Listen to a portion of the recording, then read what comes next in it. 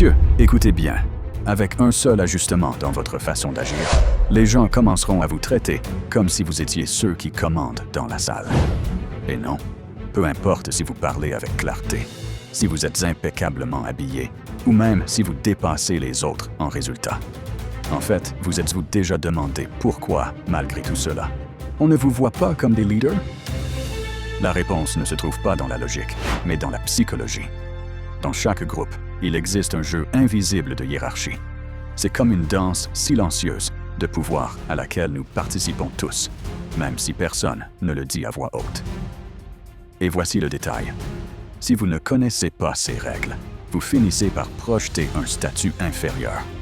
Non pas parce que vous êtes faible ou incapable, mais parce que vous envoyez des signaux que les autres captent instinctivement et qui, sans que vous vous en rendiez compte, vous placez en bas. Réfléchissez-y un instant. Chaque fois que vous riez trop vite pour plaire, que vous acquiescez sans être convaincu, que vous donnez trop d'explications ou que vous essayez de prouver votre valeur, ce que vous dites en réalité, c'est « Je ne contrôle rien ici ». Et attention, personne n'analyse cela calmement dans sa tête. C'est une réaction automatique du cerveau. Ils perçoivent ces signaux et en quelques secondes, votre rang chute. Le respect ne se gagne pas en parlant plus fort, ni en étant le plus brillant sur le papier. Il se gagne en dominant l'ambiance, en projetant que vous n'avez pas besoin de demander la permission pour être là. Ce qui est curieux, c'est que tout se résume à un changement mental. Parce que les gens ne vous respectent pas moins lorsque vous faites une erreur. Ils vous respectent moins lorsque vous doutez de vous-même. Voilà le véritable problème. L'insécurité qui se glisse dans vos gestes, dans vos tics de langage, dans vos silences mal gérés. Quand vous dites des phrases comme « je m'explique » ou « peut-être que je me trompe, mais… » ce que vous transmettez n'est pas de l'humilité, mais du doute. Et le doute, dans le subconscient des autres, équivaut à ne pas être un leader. En revanche, les hommes avec une véritable présence font exactement l'inverse. Ils bougent avec calme, laissent des espaces sans les remplir de nervosité, attendent que les autres réagissent en premier. Ce n'est pas de l'arrogance, c'est une stratégie. Et cette stratégie change immédiatement la façon dont on vous perçoit. Avant d'apprendre le principal secret, vous devez éliminer ces signaux d'insécurité. Arrête de chercher l'attention avec des rires exagérés, avec des mots inutiles ou avec un effort désespéré pour t'intégrer. Les leaders ne mendiennent pas les regards. Ils agissent comme s'ils les avaient déjà.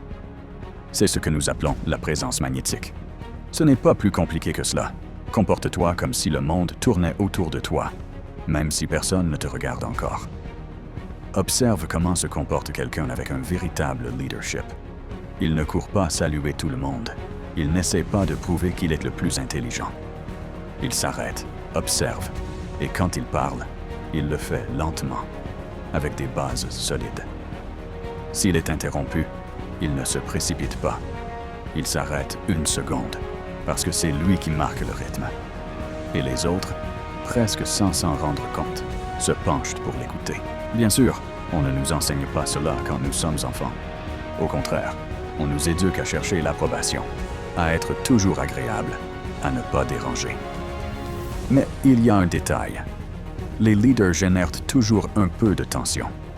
Non pas parce qu'ils sont antipathiques, mais parce qu'ils ne réagissent pas comme les autres. Ce calme déroute, crée un vide de pouvoir, et les autres s'ajustent à toi. Soudain, ils changent leur ton, leur posture, même leurs mots, pour essayer de s'adapter à ton énergie. Tu n'apprendras pas cela à l'école, ni dans un séminaire de bureau, ni dans ces ateliers de leadership qui semblent copier d'un manuel. Les hommes les plus influents le font naturellement, presque instinctivement. Cela s'appelle la domination silencieuse. Et c'est l'une des armes les plus sous-estimées de la psychologie sociale, parce qu'au final, les leaders authentiques n'ont pas besoin de contrôler avec des mots. Leur corps, leur rythme, leur présence ont déjà parlé en premier. Messieurs, c'est ici que tout devient intéressant. Comment cela s'applique-t-il dans la vie réelle? Facile. La prochaine fois que tu entres dans un espace, que ce soit une réunion, un bar ou la salle de sport, oublie la précipitation pour t'intégrer. Ne cours pas saluer tout le monde et ne souris pas trop pour plaire. Entre lentement, d'un pas assuré, et laisse ta présence parler en premier. Établis un contact visuel, pas avec tout le monde comme si tu demandais la permission, mais avec un regard tranquille qui parcourt l'endroit. Ensuite, prends ton espace, assis ou debout, comme si cet endroit t'appartenait déjà, sans nervosité, sans explication, sans justification, simplement en occupant le terrain, physique et mental. Cela réveille quelque chose de primitif chez les autres, parce qu'ils perçoivent que tu n'es pas en train de demander une place à la table, tu es en train de la prendre. Et sans que tu t'en rendes compte, ils commencent à te la céder. Tu ne t'imposes pas par la force, tu projettes comme si le contrôle t'appartenait déjà. Ce geste génère une tension subtile, du type qui oblige à t'écouter, même lorsque tu restes silencieux.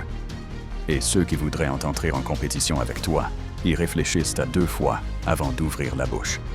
Maintenant, attention, car voici le mouvement qui change les règles pour toujours. La reversa hiérarchique. D'abord, comprenez ceci. Le statut ne dépend pas de l'argent, ni du poste. Il dépend de qui réagit à qui. Celui qui réagit le plus perd. Celui qui reste calme gagne. La reversa hiérarchique consiste en ceci. Au lieu d'entrer dans le jeu de l'autre, tu crées un moment où il n'a pas d'autre choix que de te suivre. Comment fait-on? Supposons que tu parles avec ton patron, un ami qui veut s'imposer, ou quelqu'un qui te manque de respect de façon subtile. Laisse-le finir de parler. Ensuite, garde 2 secondes de silence. Pas de geste nerveux. Maintiens simplement le regard et hoche légèrement la tête. Cette pause génère de la pression. Ils attendent ta réaction, mais tu ne la donnes pas. Alors, fais l'inattendu. Change de sujet calmement, sans justifier ni approuver. Il suffit d'un « Eh bien, je pensais à autre chose » ou « Intéressant, mais parlons de ça maintenant ». Cela, en psychologie sociale, s'appelle une rupture de cadre. Tu brises les règles de l'autre et son cerveau interprète. Il ne réagit pas comme je m'y attendais. Je dois m'adapter à lui. Peut-être qu'ils ne le comprendront pas rationnellement, mais ils ressentiront un respect immédiat. À cet instant, tu cesses d'être celui qui cherche la validation et tu deviens celui que les autres doivent gagner. Doivent gagner. Voilà le véritable leadership. Avant que nous poursuivions avec des exemples pratiques de la façon d'appliquer tout cela dans ta vie quotidienne, fais quelque chose rapidement. Abonne-toi à la chaîne pour ne pas rater les prochains conseils de leadership et laisse en commentaire une situation dans laquelle tu aimerais appliquer ces techniques. Voyons maintenant comment cela se traduit dans des situations concrètes. Imagine une partie de poker avec tes amis. Celui qui rit nerveusement, explique chaque mise ou répond immédiatement perd du respect. Mais celui qui observe en silence, fait des pauses avant de parler et redirige le sujet quand on le provoque. Qui distribue maintenant? Finit par contrôler la table. Ce n'est pas celui qui crie, c'est celui qui gère le rythme. À la salle de sport, c'est la même chose. Tu n'es pas le type qui se vante en soulevant plus de poids pour impressionner. Tu entres, tu occupes la machine avec assurance et tu laisses les autres s'organiser autour de toi. Tu transmets « Cet espace est à moi pour l'instant ». Des psychologues évolutionnistes comme Robert Trivers l'ont démontré. Dans de nombreux groupes animaux, les mâles alpha ne sont pas ceux qui rugissent le plus, mais ceux qui occupent l'espace avec calme. Chez les humains, c'est pareil. Épaules en arrière, poitrine ouverte, posture expansive. Amy Cuddy l'a confirmé dans ses études.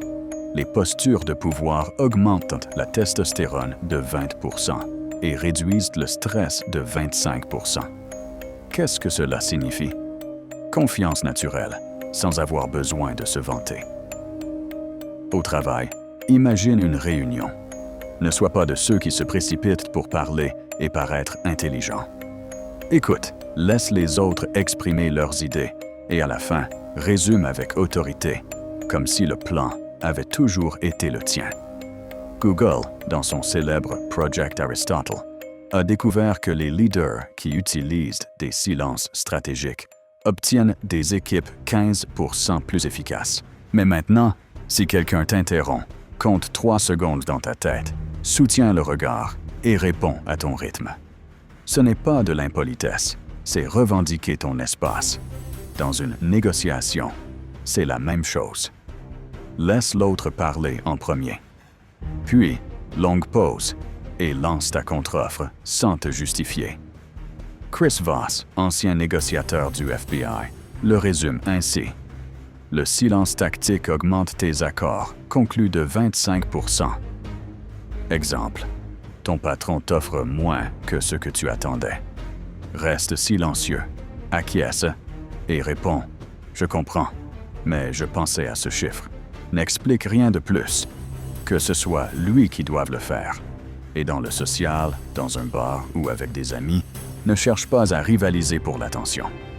Entre, prends ton espace et laisse les autres venir à toi. Si quelqu'un freine ou cherche à te défier, ne mords pas à l'hameçon. Fais une pause, souris calmement et redirige. Bon, on va boire des bières.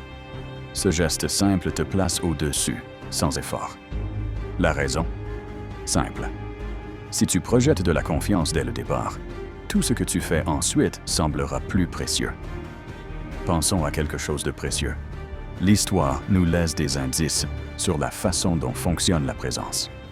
Winston Churchill, par exemple, n'était ni le plus grand ni le plus fort. Mais chaque fois qu'il entrait dans une salle, il la dominait. Comment? Avec une démarche lente, de longues pauses et un calme qui obligeait les autres à s'ajuster à lui. Arien raconte quelque chose de similaire au sujet d'Alexandre le Grand. En pleine bataille, sa sérénité amenait soldats et rois à s'aligner sur son énergie. Et si l'on passe au monde moderne, il y a Elon Musk. Ses présentations ne sont pas un show de blagues ni de vitesse. Il parle lentement, laisse des silences, et pourtant le public se penche vers lui. Il ne cherche pas à plaire, il projette que sa vision commande. Maintenant, ramenons cela à la vie quotidienne. Supposons que tu traverses une crise. Tu as perdu un travail ou un projet a échoué. La réaction courante serait de chercher de la compassion. Grosse erreur. Ton énergie doit rester la même. Message court, pause quand tu parles. Rediriger la conversation avec calme. C'est ainsi que tu reconstruis ton statut. En famille, en tant que père ou grand frère, tu n'as pas à justifier chaque décision. S'il y a un conflit, fais une pause, respire et redirige. OK, parlons de la façon dont on va le résoudre. Ce calme dominant s'impose sans crier. Tu veux commencer à pratiquer? Fais-le étape par étape. Commence par entrer dans un café, à la salle de sport ou à ton bureau comme s'il t'appartenait. Démarche ferme, épaules en arrière, regard tranquille. Dans tes conversations, compte jusqu'à 2 avant de répondre. Une fois que tu auras confiance, essaie la reversa hiérarchique dans 3 moments clés. Exemple, un collègue lance une remarque sarcastique. Tu ne réagis pas immédiatement. Tu le regardes, tu fais une pause et tu dis « Intéressant, mais parlons des résultats. » Observe comment la dynamique change. Te consulte-t-il davantage? T'écoute-t-il davantage? D'autre part, je te recommande quelque chose. Enregistre-toi en train de parler et élimine les tics de langage comme « ou « tu vois ». Cela réduit ton rythme de parole de 20% et ton impact augmentera instantanément. Lors d'événements de networking, ne t'approche pas de tout le monde comme si tu cherchais des amis. Observe. Choisis bien à qui parler et applique la reversa si quelqu'un veut dominer la conversation. Même sur les réseaux sociaux, ne réponds pas immédiatement aux commentaires. Fais une pause, puis redirige. Et le contact visuel. Utilise la technique triangulaire, yeux, bouche, yeux, pour projeter de la sécurité sans intimider. En cas de conflit, ne tombe pas dans les provocations. Une longue pause suivie d'un « OK, passons à quelque chose d'utile », des armes sans qu'il soit nécessaire de se battre. La clé réside dans quelque chose de simple. Les pauses et le contact visuel ferme font que tu projettes plus de présence et de domination. Ce n'est pas ce que tu dis, mais la manière dont tu le transmets. La véritable autorité ne dépend pas de mots embellis, mais de signaux silencieux que les autres perçoivent sans s'en rendre compte. C'est pareil dans les équipes. Le leader n'est pas celui qui crie le plus, mais celui qui transmet de la sécurité par sa seule présence et qui amène tout le monde à mieux performer. Regarde dans le sport. Le capitaine n'est pas celui qui crie le plus, mais celui qui, d'un seul regard, ordonne le groupe. Dans le vestiaire, il occupe l'espace, parle peu et seulement quand c'est nécessaire. Et les autres le suivent. C'est la même chose à la maison, au bureau ou dans n'importe quel cercle social. Pour ceux qui sont en couple ou qui en cherchent un, c'est de l'or. Lors d'un rendez-vous, ne cherche pas à impressionner avec trop de mots. Fais une pause, écoute, redirige calmement. Ainsi, tu projettes que tu n'as pas besoin de validation. Et le plus curieux, c'est que l'autre personne voudra obtenir la tienne. Psychologie de base. Celui qui réagit le moins mène. Mais attention à l'erreur classique. Ne confonds pas cela avec de l'arrogance. La clé n'est pas de fanfaronner, mais d'avoir le contrôle interne. Si tu exagères, tu sembles insécurisé. La véritable présence magnétique ne se crie pas, elle se ressent. Et un vrai leader n'écrase pas le groupe, il l'élève. Ce message s'adresse aux hommes qui sont prêts à cesser d'être des suiveurs. Il n'est pas nécessaire de crier que tu es un leader. Vis simplement comme si tu l'avais toujours été. Quand tu cesseras de courir après la validation, le respect viendra de lui-même.